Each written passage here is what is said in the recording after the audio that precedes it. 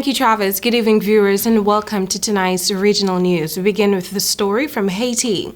A year has passed since President Jovenel Moise was assassinated at his private home where an elite security team was supposed to protect him.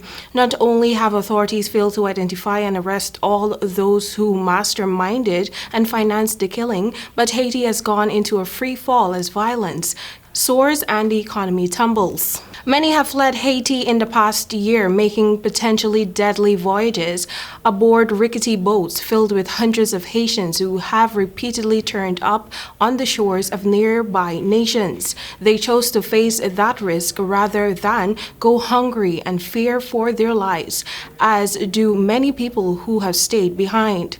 Every day it is a fight. It is a fight to stay alive. It is a fight to eat. It is a fight to survive. Some of Haiti's residents related. Killings have soared and thousands of families have been driven from their homes by gangs battling over territory ever since Moise was shot last July 7th at his home near the capital, Port-au-Prince. An overwhelmed government is struggling to crack down on the gangs and reduce a spike in kidnappings linked to them. At the same time, attempts to form a coalition government have faltered in recent weeks and efforts to hold general elections have stalled, leaving many wondering where Haiti is headed. Prime Minister Ariel Henry has promised to create a new provisional council to organize general elections, but that hasn't happened. There hasn't been a parliament because the government failed to organize elections in 2019, and Moise dismissed most lawmakers in early 2020 and ruled by decree for more than a year before he was killed. Let's turn our attention to Antigua and Barbuda.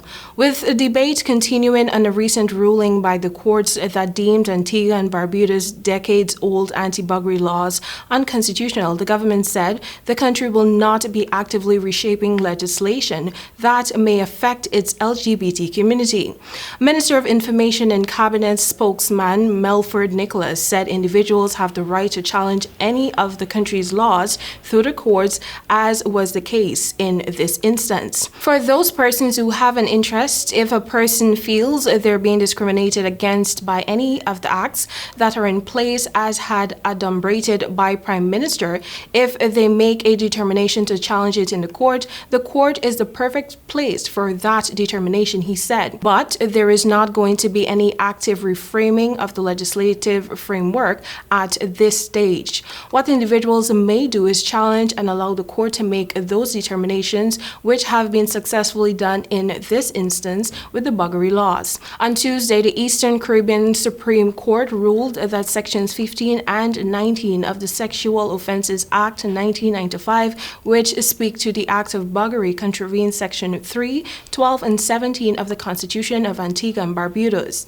Those sections enshrine a person's right to liberty, protection of law, freedom of expression, and protection from discrimination on the basis of sex. Meanwhile, Andrew Okolo, a member of the legal team that represented the claimants in the case, declared it a win for everyone and not just the LGBT community. We close tonight's newscast with a story from Japan. Sorrow and disbelief descended on Japan after Shinzo Abe, the former prime minister and a towering political figure, was shot dead while giving a campaign speech on Friday morning. Abe, 67, was pronounced dead early in the evening, prompting a flood of tributes from current and former world leaders, and anger that a politician could be gunned down in broad daylight in one of the world's safest societies 2 days before an election. Abe, the country's longest-serving prime minister who resigned in 2020, was flown to hospital by an helicopter after the attack outside of a railway station in Nara, an Asian capital in the country's west known for its Buddhist temples and free roaming deer.